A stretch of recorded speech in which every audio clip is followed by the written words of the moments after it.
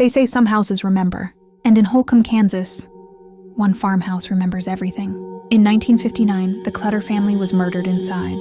A crime so brutal it shattered the innocence of small-town America and left behind whispers that never stopped. It was November 15th, 1959. 4 members of the Clutter family were found dead inside their home, a farmhouse so ordinary it could have been anyone's.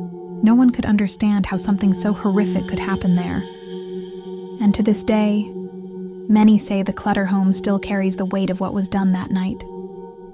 Herbert Clutter was a respected wheat farmer, fair, religious, and devoted to his family. His wife, Bonnie, quietly battled depression. Their teenage children, Nancy and Kenyon, were kind, popular, and full of promise. The Clutters were the pride of Holcomb, a family that defined decency and faith, and that's what made their murders so impossible to comprehend. Holcomb was peaceful, the kind of town where you could leave your doors unlocked, until that November night changed everything. Hundreds of miles away, 2 ex-convicts were planning what they thought would be an easy score. Richard Dick Hickok and Perry Smith had heard rumors in prison that Herb Clutter kept a safe full of cash inside his farmhouse. There was no safe, but they didn't know that. On the night of November 14th, they drove across Kansas with a shotgun, a knife, and a plan that would turn to horror. Just after midnight, they reached the Clutter home. The house was silent, surrounded by miles of darkness. They broke in quietly, woke the family one by one, tied them up, demanded money that didn't exist. And in that moment, something inside them snapped. One by one, the Clutters were executed. Herbert, Bonnie, Nancy, and Kenyon.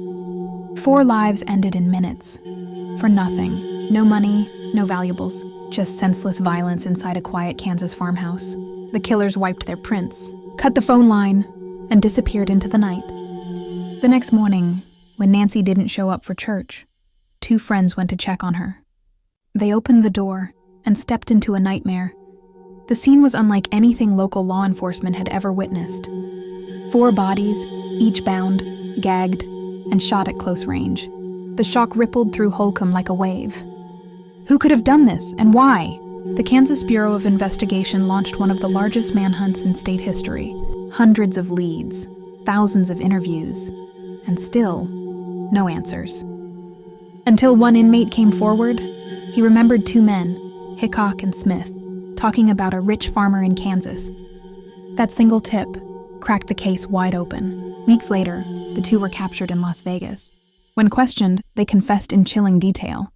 They described every moment, every shot, without remorse. The motive, a lie, a rumor about a safe that never existed. In March of 1960, both men were found guilty.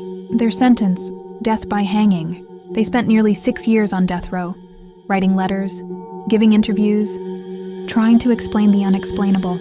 On April 14, 1965, their lives ended on the gallows, just as their victims had ended 6 years before.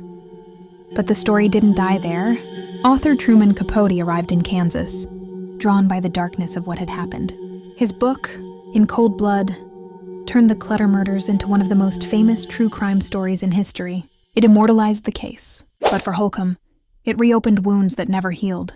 The Clutter farmhouse still stands. New owners have come and gone.